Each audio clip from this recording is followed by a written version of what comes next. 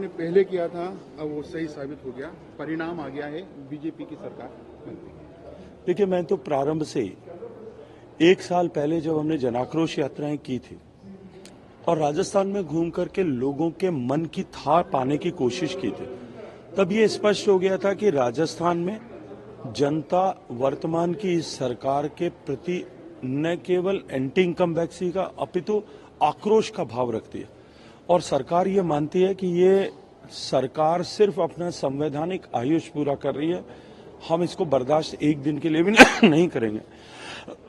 और मैं निरंतर ये बात कहता रहा, परिवर्तन यात्रा के समय में जिस तरह से मुखर होकर के लोग सामने आ रहे थे, तब भी मैंने कहा कि प्रचंड बहुमत के साथ भारतीय जनता पार्टी की सरकार बनेगी।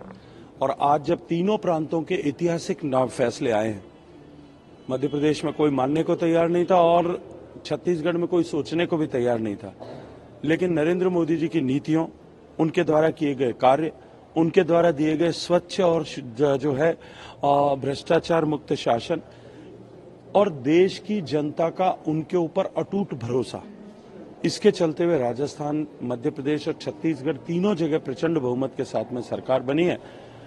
माननीय नरेंद्र मोदी जी के नेतृत्व में हम सफल हुए हैं।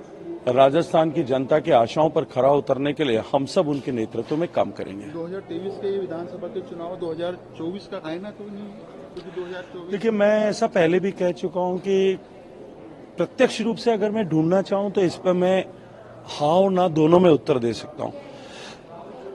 निश्चित ही क्योंकि भारतीय जनता पार्टी की सरकार बनी है राजस्थान, मध्य प्रदेश, छत्तीसगढ़ में, तो एक प्रचंड उत्साह की ऊर्जा सृजित हुई है और उसके चलते हुए हम लोग 2024 के चुनाव में निश्चित ही एक बार फिर इतिहास को दोहराते हुए सफल होंगे, सारी 25 सीटें जीतेंगे।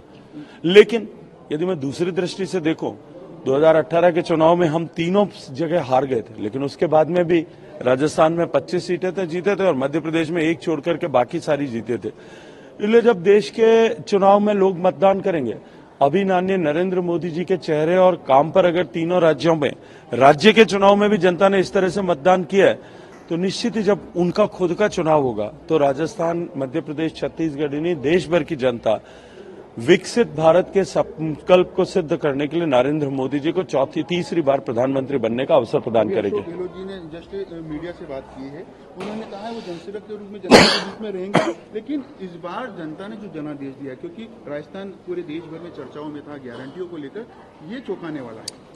देखिए, माननीय अशोक गहलोत साहब बार बार ये कहते थे, अनेक बार उन्होंने ये कहा था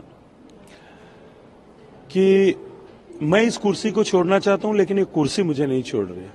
मुझे लगता है कि राजस्थान की जनता ने उनके मन की पूरी कर दी है, उनके मन की मुराद पूरी की है। जो कुर्सी उनको नहीं छोड़ रही थी, उस कुर्सी को उनसे छुड़वा दिया है। और मैं तो इतना कहूंगा कि ये जो जादूगर की जादूगरी और तिलिस्म थी, वो अब समाप्त हो गया है। राजस्थान जादू के मायाजाल से बाहर निकल करके धरातल पर आ गया। लास्ट सवाल है मेरा सर, क्योंकि आप पार्टी के दिग्गज नेता है, राजस्थान की जो देखिए, मैं तो बहुत छोटा सा कार्यकर्ता हूं पार्टी का। आप शामिल रहे, अब सरकार आपकी बन गई, कल तक यही विषय था कि सरकार बन रही है, उत्सुकता थी, सरकार बन गई, जनता जानना चाहती है कि मुख्यमंत्री का चेहरा। चलिए, थोड़े दिन इंतजार करिए। Thank you.